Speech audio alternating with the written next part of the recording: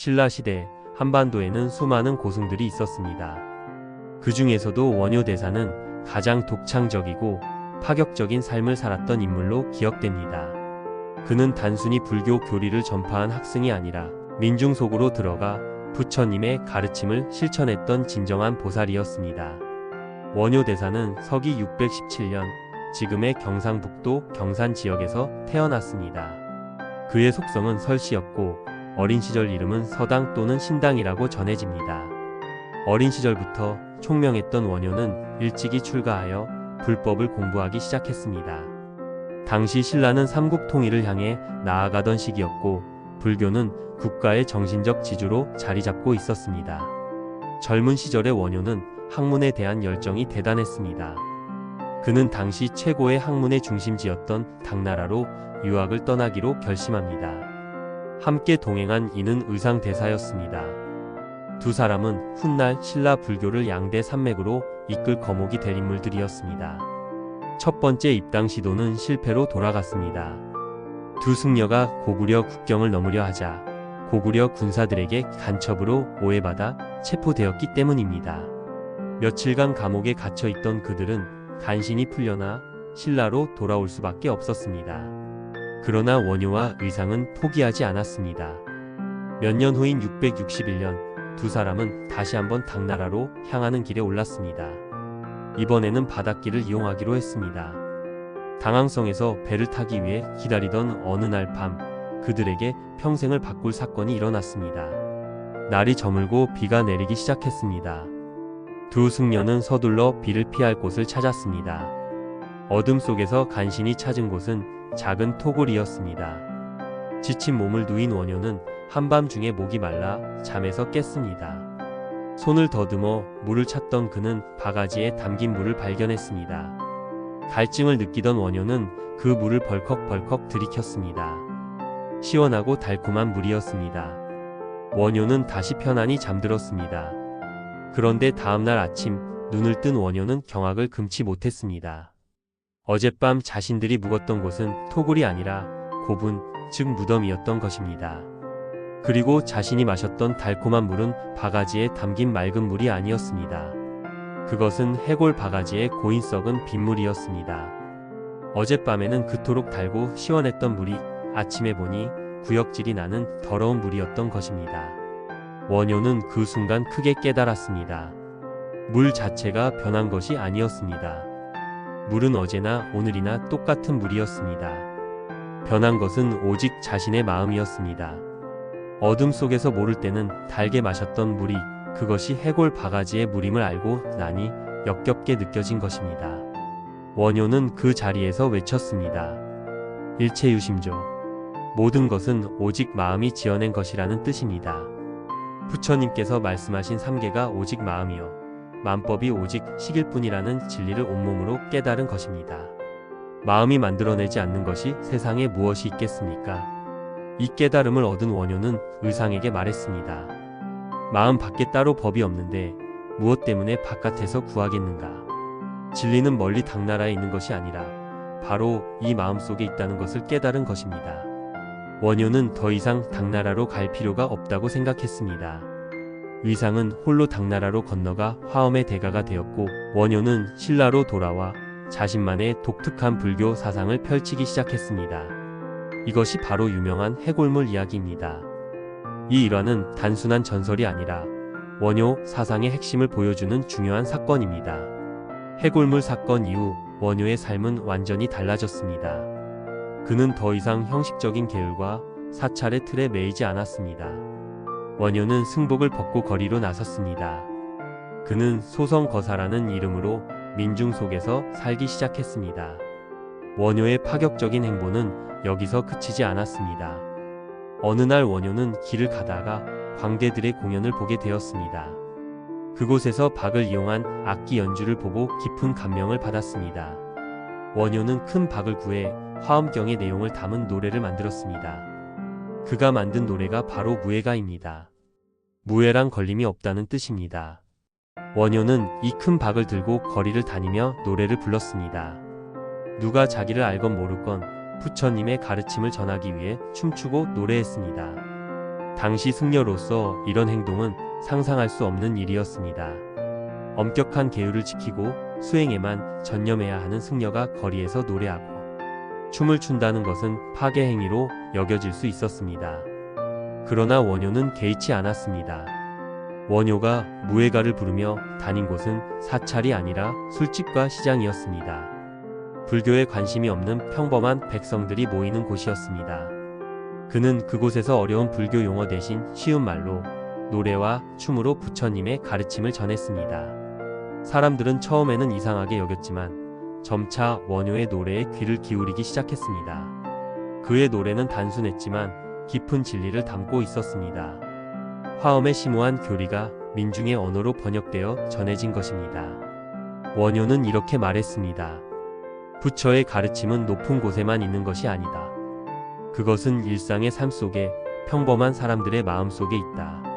원효의 무예행은 불교의 대중화에 결정적인 역할을 했습니다. 그런데 원효의 파격적인 행보는 여기서 끝나지 않았습니다. 가장 놀라운 사건은 요석 공주와의 만남이었습니다. 요석 공주는 신라의 공주로 과부가 된 상태였습니다. 어느 날 요석 공주가 길을 가다가 원효 대사를 보고 홀딱 반하고 말았습니다. 공주는 어떻게든 원효를 만나고 싶었습니다. 그래서 묘안을 냈습니다. 공주는 원효가 지나가는 길목에서 일부러 물에 빠진 척했습니다.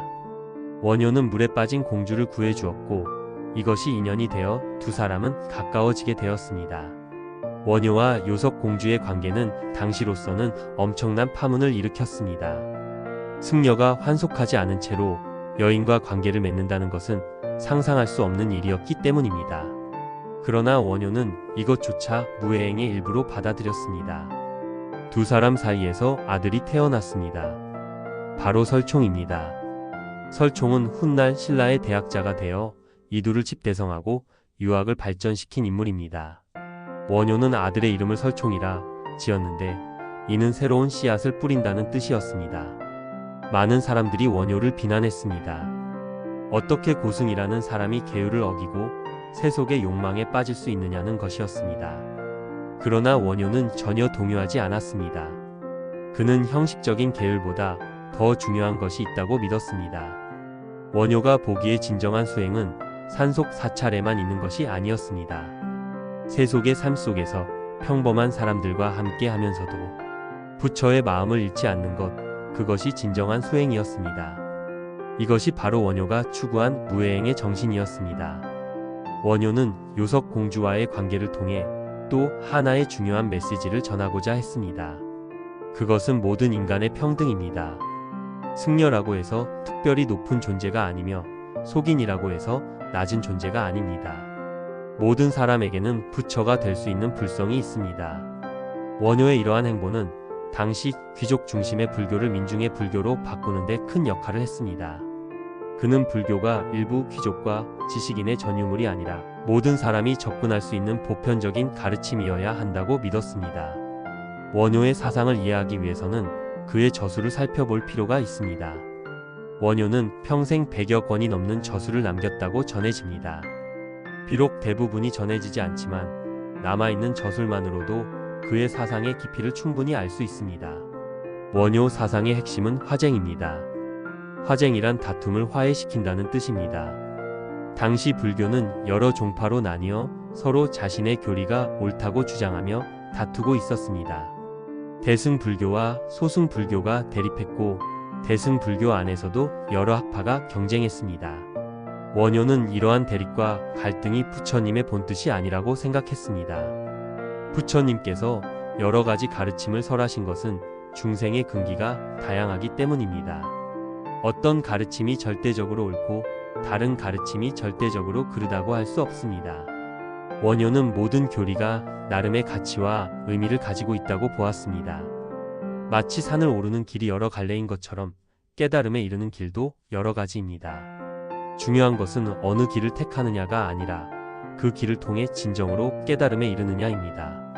원효는 대승기실론소와 금강산매 경론 등의 저수를 통해 이러한 화쟁 사상을 체계적으로 전개했습니다. 그는 서로 모순되어 보이는 교리들을 조화롭게 해석하여 그것들이 실은 같은 진리의 다른 측면을 보여주고 있음을 밝혔습니다. 예를 들어 원효는 공사상과 유식사상을 화쟁했습니다. 공사상은 모든 것이 공하다고 말하고 유식사상은 모든 것이 마음의 작용이라고 말합니다. 겉보기에는 서로 다른 주장 같지만 원효는 이 둘이 같은 진리를 다른 각도에서 설명한 것이라고 보았습니다. 원효의 또 다른 중요한 사상은 일심입니다. 일심이란 하나의 마음, 근본적인 마음을 의미합니다. 원효는 대승기실론소에서 일심을 깊이 있게 탐구했습니다. 일심은 깨끗하기도 하고 더럽기도 한 진여와 생멸이 함께하는 마음입니다. 이 일심에서 모든 것이 나오고 모든 것이 돌아갑니다. 부처도 이 일심에서 나오고 중생도 이 일심에서 나옵니다. 그러므로 부처와 중생은 본래 다르지 않습니다. 다만 일심을 깨닫느냐 깨닫지 못하느냐의 차이가 있을 뿐입니다. 원효는 이러한 사상을 바탕으로 통불교를 주장했습니다. 통불교란 모든 불교 종파를 하나로 꿰뚫어 이해한다는 뜻입니다. 원효는 특정 종파에 얽매이지 않고 모든 경전과 교리를 자유롭게 섭렵하며 공부했습니다. 그는 화엄경, 법화경, 열반경, 유마경 등 대승경전은 물론이고 아함경과 같은 초기 경전도 깊이 연구했습니다. 그리고 각 경전의 핵심을 파악하여 그것들이 모두 하나의 진리를 향하고 있음을 밝혔습니다. 원효의 이러한 통합적 사고는 당시로서는 매우 혁신적이었습니다. 대부분의 승려들이 특정 종파에 소속되어 그 종파의 교리만을 연구하던 시절에 원효는 종파의 벽을 넘나들며 자유롭게 사유했습니다. 원효는 또한 정토신앙을 대중화하는 데도 크게 기여했습니다. 정토신앙이란 아미타불의 서방 정토에 왕생하기를 원하는 신앙입니다. 원효는 무량수경 종료와 같은 저수를 통해 정토신앙의 이론적 기반을 마련했습니다. 그러나 원효의 정토신앙은 단순히 죽어서 극락에 가기를 바라는 것이 아니었습니다. 원효는 유심정토를 강조했습니다. 유심정토란 정토가 마음 밖에 따로 있는 것이 아니라 마음을 깨끗이 하면 바로 그것이 정토라는 뜻입니다. 원효는 말했습니다. 마음이 깨끗하면 국토가 깨끗하다. 극락 정토는 서쪽 10만억 국토 너머에 있는 것이 아니라 바로 이 마음속에 있다. 마음을 정화하면 지금 이 세상이 바로 정토가 된다는 것입니다. 이러한 원효의 사상은 불교를 더욱 현실적이고 실천적인 종교로 만들었습니다. 불교는 더 이상 내세의 구원만을 약속하는 종교가 아니라 지금 여기서의 삶을 변화시키는 종교가 되었습니다. 원효는 또한 염불의 중요성을 강조했습니다. 염불이란 부처님의 이름을 부르는 수행법입니다. 원효는 나무아미타불을 외우는 것만으로도 깨달음에 이를 수 있다고 가르쳤습니다. 이는 그를 모르는 평범한 백성들도 쉽게 실천할 수 있는 수행법이었습니다. 원효의 염불 사상은 귀족 중심의 불교를 민중의 불교로 바꾸는데 결정적인 역할을 했습니다. 복잡한 교리를 이해하지 못해도 어려운 수행을 하지 못해도 단지 부처님의 이름을 부르는 것만으로 구원받을 수 있다는 가르침은 많은 민중들에게 희망을 주었습니다.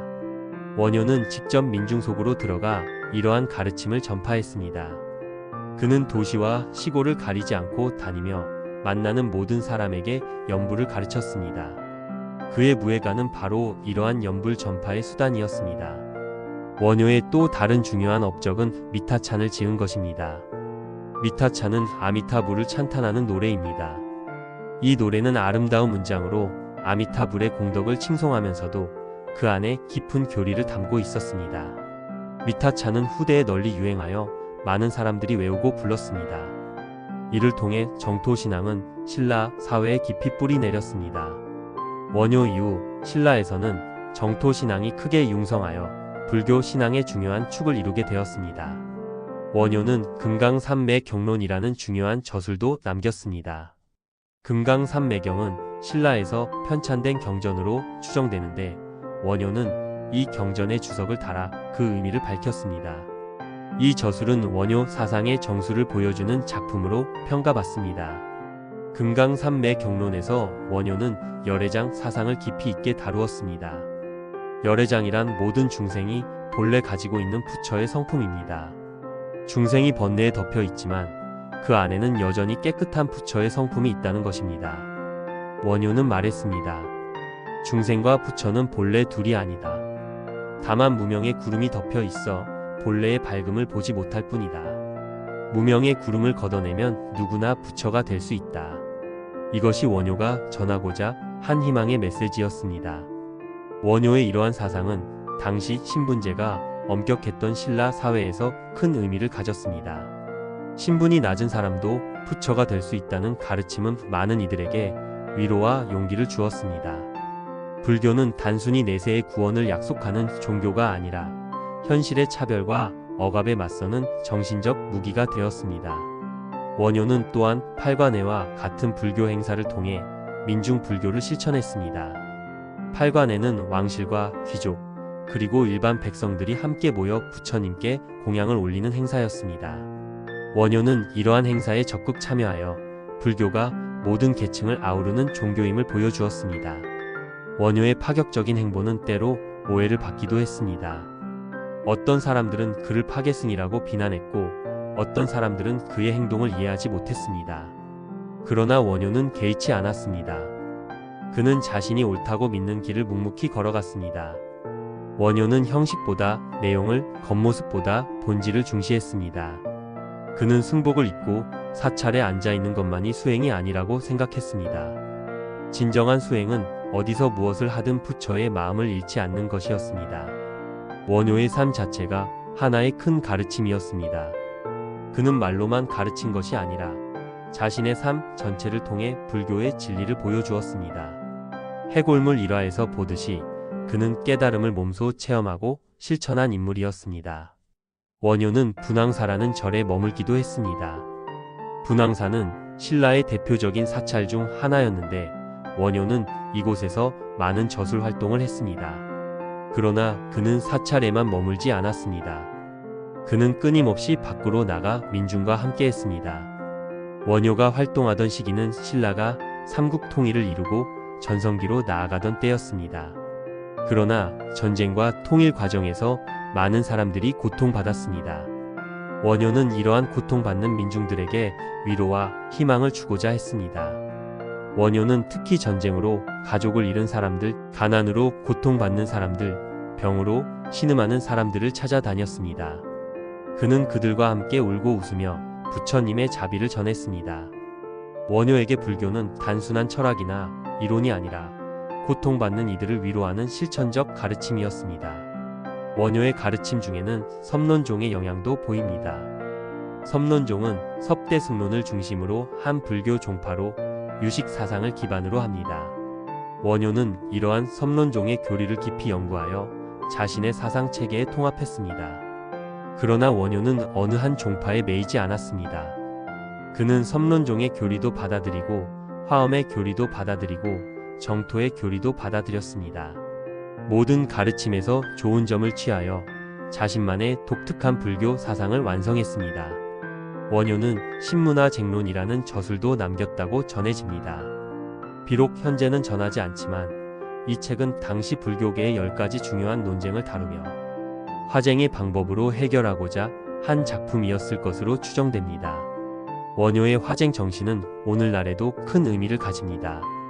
현대 사회는 여전히 수많은 갈등과 대립으로 가득합니다. 종교 간의 갈등, 이념의 대립, 계층 간의 분열 등 우리는 여전히 서로를 이해하지 못하고 다투고 있습니다.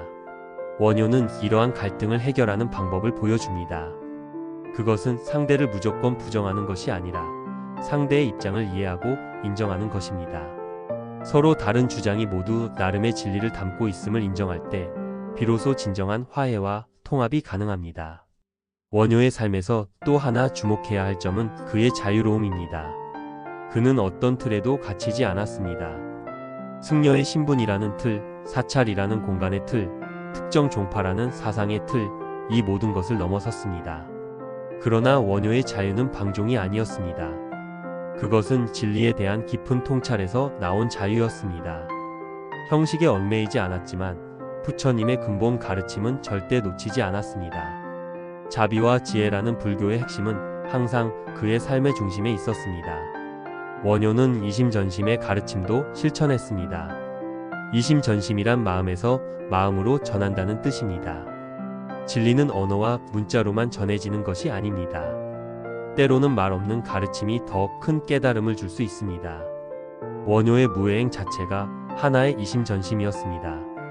그는 말로 설명하는 것이 아니라 자신의 삶 전체로 부처님의 가르침을 보여주었습니다. 사람들은 그의 행동을 보며 진정한 불교가 무엇인지 깨달았습니다. 원효는 또한 자리이탈을 강조했습니다.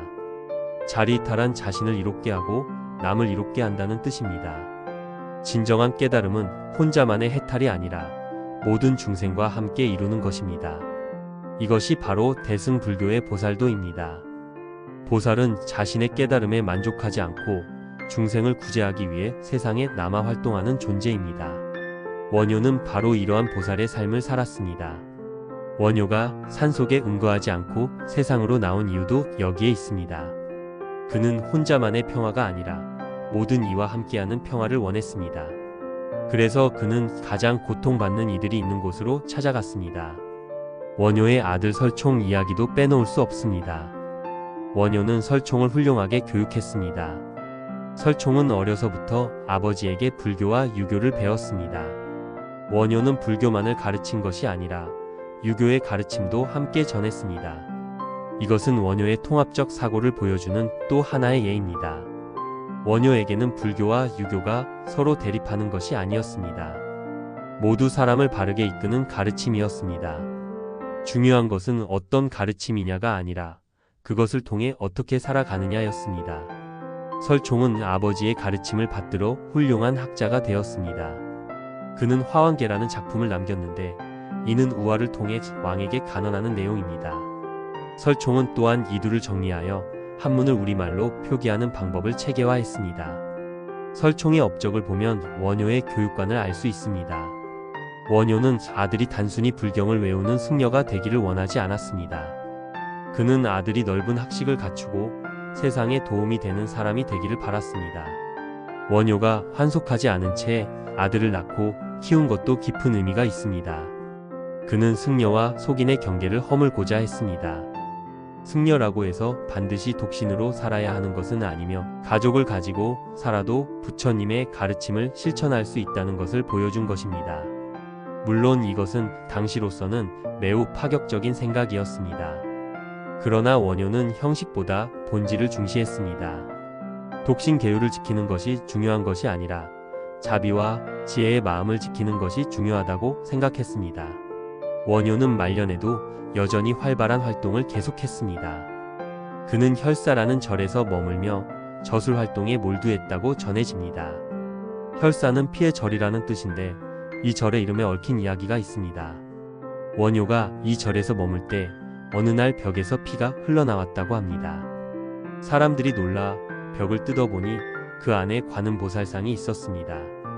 이 일로 인해 절의 이름이 혈사가 되었다고 합니다. 이 이야기는 원효의 신비로운 면모를 보여주는 일화입니다. 그러나 원효의 진정한 위대함은 이러한 신비로운 일화에 있는 것이 아닙니다. 그의 위대함은 평범한 사람들의 삶 속으로 들어가 그들과 함께 웃고 울며 부처님의 가르침을 전한 것에 있습니다. 원효는 686년에 입적했다고 전해집니다. 그가 세상을 떠나자 많은 사람들이 슬퍼했습니다. 귀족들뿐만 아니라 평범한 백성들도 원효의 죽음을 애도했습니다. 그만큼 원효는 모든 계층의 사람들에게 사랑받는 스승이었습니다. 원효가 입적한 후 설총은 아버지의 유고를 가루로 만들어 소상을 만들었다고 합니다. 그리고 그 소상을 분황사에 모셨습니다. 이 소상은 사람들의 예배를 받으며 오랫동안 보존되었다고 전해집니다. 원효의 영향은 그가 죽은 후에도 계속되었습니다. 그의 제자들과 후학들이 원효의 사상을 이어받아 신라 불교를 발전시켰습니다. 원효가 뿌린 화쟁과 통불교의 씨앗은 신라 불교의 큰 특징이 되었습니다. 고려 시대에도 원효의 영향은 계속되었습니다. 고려의 승려들은 원효의 저술을 열심히 공부했습니다. 특히 의청과 진울 같은 고승들은 원효의 화쟁 사상을 계승하여 고려 불교를 통합하고 발전시켰습니다. 조선시대에 들어와 유교가 국교가 되면서 불교는 탄압을 받았습니다. 그러나 민간에서는 여전히 불교 신앙이 이어졌고 원효의 가르침도 계속 전해졌습니다. 특히 정토신앙과 연불수행은 조선시대 내내 민중들 사이에서 널리 실천되었습니다. 현대에 와서 원효는 다시 주목받고 있습니다. 한국 불교의 정체성을 찾는 과정에서 원효의 사상이 재평가되고 있습니다.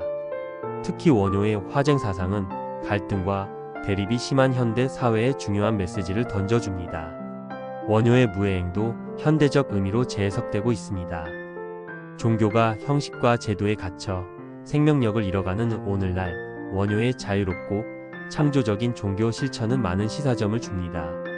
원효는 불교를 민중의 종교로 만든 선구자였습니다. 그 이전까지 불교는 주로 왕실과 귀족의 종교였습니다. 어려운 한자로 쓰인 경전, 복잡한 의례, 엄격한 계율은 일반 백성들이 접근하기 어려웠습니다. 그러나 원효는 이 모든 장벽을 허물었습니다. 그는 어려운 교리를 쉬운 말로 풀어 설명했고 복잡한 수행을 간단한 연불로 대체했습니다. 사찰이라는 울타리를 벗어나 시장과 거리로 나가 사람들과 만났습니다. 원효의 이러한 노력 덕분에 불교는 진정한 의미의 대중 종교가 될 수 있었습니다. 신분의 고하를 막론하고 누구나 부처님의 가르침에 접근할 수 있게 되었습니다. 이것은 한국 불교사에서 매우 중요한 전환점이었습니다. 원효는 또한 한국 불교의 독자성을 확립한 인물이기도 합니다. 그 이전까지 한국 불교는 중국 불교를 그대로 받아들이는 수준이었습니다. 중국에서 만들어진 종파와 교리를 그대로 따랐습니다. 그러나 원효는 달랐습니다. 그는 중국의 여러 종파를 공부했지만 어느 하나에 종속되지 않았습니다. 대신 그는 모든 교리를 자유롭게 섭렵하며 자신만의 독창적인 사상 체계를 만들어냈습니다. 원효의 화쟁 사상은 중국에는 없던 독특한 사상입니다. 중국에서도 종파 간의 논쟁을 조정하려는 시도가 있었지만 원효처럼 체계적이고 철학적인 통합 이론을 제시한 경우는 없었습니다. 원효의 사상은 일본에도 영향을 미쳤습니다. 원효의 저술들은 일본으로 전해져 일본 불교 발전에 기여했습니다. 특히 대승기실론소는 일본에서 높이 평가받았고 많은 일본 승려들이 이를 연구했습니다. 중국에서도 원효의 저술은 중요하게 여겨졌습니다. 원효의 저술 중 일부는 중국에서도 간행되어 읽혔습니다. 한국에서 만들어진 불교 사상이 역으로 중국에 영향을 준 것입니다. 원효를 이해하기 위해서는 그가 살았던 시대를 이해해야 합니다. 7세기 신라는 급격한 변화의 시기였습니다.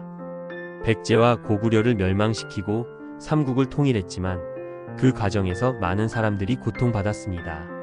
전쟁으로 가족을 잃은 사람들, 고향을 떠나야 했던 사람들, 새로운 지배체제에 적응해야 했던 사람들, 이들 모두에게 정신적 위안이 필요했습니다. 원효는 바로 이러한 시대적 요구에 응답한 것입니다. 원효의 정토신앙은 전쟁으로 상처받은 사람들에게 큰 위로가 되었습니다. 죽은 가족들이 극락왕생했다는 믿음은 살아남은 사람들에게 위안을 주었습니다. 그리고 자신도 언젠가 극락에 가서 사랑하는 이들을 다시 만날 수 있다는 희망은 힘든 현실을 견딜 수 있게 해주었습니다. 그러나 원효는 단순히 내세의 희망만을 이야기하지 않았습니다. 그는 지금 여기서의 삶도 중요하다고 강조했습니다. 마음을 깨끗이 하면 지금 이 땅이 바로 정토가 된다고 가르쳤습니다. 원효의 일심 사상도 통일시대의 정신적 통합에 기여했습니다. 일심이란 모든 것이 하나의 마음에서 나온다는 사상입니다. 신라인, 백제인, 고구려인이 따로 있는 것이 아니라 모두 같은 근원에서 나온 존재라는 것입니다. 이러한 사상은 서로 다른 배경을 가진 사람들을 하나로 통합하는 데 도움이 되었습니다. 정치적 통일 이후 필요했던 것은 정신적 통합이었는데 원효의 사상이 바로 그 역할을 한 것입니다. 원효는 또한 왕실과도 깊은 관계를 맺었습니다. 요석 공주와의 인연은 단순한 개인적 사랑이 아니라 불교와 왕실의 연결이라는 의미도 가지고 있었습니다. 원효를 통해 왕실은 민중과 소통할 수 있었습니다. 원효의 아들 설총이 왕실의 스승이 되어 유교를 가르친 것도 의미심장합니다. 원효는 불교만을 고집하지 않았습니다. 아들이 유교를 배우고 가르치는 것을 허락했고 이를 통해 불교와 유교의 조화를 추구했습니다. 원효의 삶에서 우리가 배울 수 있는 것은 많습니다. 첫째는 자유로운 정신입니다. 원효는 어떤 틀에도 갇히지 않았습니다. 고정관념과 편견을 깨고 자유롭게 사고하고 행동했습니다. 둘째는 통합의 지혜입니다. 원효는 서로 다른 것들을 대립시키지 않고 조화시켰습니다. 이것 아니면 저것이라는 이분법적 사고를 넘어서 이것도 저것도 모두 진리의 한 측면이라고 보았습니다. 셋째는 실천적 삶입니다. 원효는 이론에 머물지 않았습니다. 자신이 깨달은 진리를 삶으로 실천했습니다. 그의 무해행은 바로 이러한 실천의 표현이었습니다. 넷째는 자비심입니다. 원효는 고통받는 사람들을 외면하지 않았습니다. 그들과 함께 아파하고 그들에게 위로와 희망을 주었습니다. 진정한 종교인의 모습을 보여준 것입니다. 다섯째는 창조성입니다. 원효는 기존의 것을 그대로 답습하지 않았습니다. 전통을 존중하면서도 새로운 것을 창조했습니다. 그의 화쟁사상, 통불교 사상은 모두 그의 창조적 사유의 산물입니다. 원효의 이러한 정신은 오늘날에도 여전히 유효합니다. 우리 사회는 여전히 많은 갈등을 안고 있습니다. 이념의 대립, 세대 간의 갈등, 지역 간의 분열, 계층 간의 격차 등 해결해야 할 문제가 산적해 있습니다. 원효의 화쟁 정신은 이러한 갈등을 해결하는 열쇠가 될 수 있습니다. 상대를 적으로 보지 않고 다른 관점을 가진 동반자로 보는 것. 내 주장만 옳다고 고집하지 않고 상대의 주장에도 일리가 있음을 인정하는 것. 이것이 바로 화쟁의 정신입니다. 원효의 무의 정신도 현대인에게 필요한 덕목입니다. 우리는 너무 많은 것에 얽매여 살아갑니다. 타인의 시선, 사회적 체면, 고정관념 등에 갇혀 자유롭지 못합니다. 원효처럼 이 모든 것에서 자유로워질 때 진정한 삶을 살 수 있습니다. 원효의 민중지향적 자세도 본받을 만합니다. 오늘날 종교는 종종 민중과 괴리되어 있다는 비판을 받습니다. 형식과 제도에 갇혀 정작 도움이 필요한 사람들에게 다가가지 못한다는 것입니다. 원효의 삶은 진정한 종교가 무엇인지 보여줍니다. 원효는 단순히 과거의 위인이 아닙니다. 그는 오늘을 사는 우리에게 여전히 말을 거는 스승입니다. 그의 삶과 사상은 시대를 초월한 보편적 가치를 담고 있습니다. 원효 대사의 삶은 한마디로 표현하면 무해의 삶이었습니다. 그는 어떤 것에도 걸림이 없었습니다. 신분의 벽을 넘었고 종파의 벽을 넘었고 성속의 벽을 넘었습니다. 그리고 그 자유 속에서 부처님의 가르침을 온전히 실현했습니다. 원효는 또한 화쟁의 삶을 살았습니다. 그는 대립하는 것들을 조화시켰습니다. 학문과 실천을, 귀족과 민중을, 이론과 신앙을 하나로 묶었습니다. 그의 삶 자체가 하나의 큰 화쟁이었습니다. 마지막으로 원효는 자비의 삶을 살았습니다. 그는 자신의 깨달음에 만족하지 않고 중생을 위해 헌신했습니다. 가장 낮은 곳으로 내려가 가장 고통받는 이들과 함께했습니다. 이것이 바로 보살의 길이었습니다. 1300여 년이 지난 지금도 원효 대사의 이름은 살아 숨쉽니다. 그의 사상은 한국 불교의 근간이 되었고 그의 정신은 한국 문화의 자산이 되었습니다. 원효는 신라 시대의 한 승려가 아니라 모든 시대를 관통하는 영원한 스승입니다. 그가 걸었던 무해의 길, 화쟁의 길, 자비의 길은 오늘을 사는 우리에게도 열려 있습니다. 우리도 원효처럼 자유로운 정신으로 통합의 지혜로 실천하는 삶으로 살아갈 수 있습니다. 원효 대사의 삶과 사상은 그 길을 밝히는 등불입니다.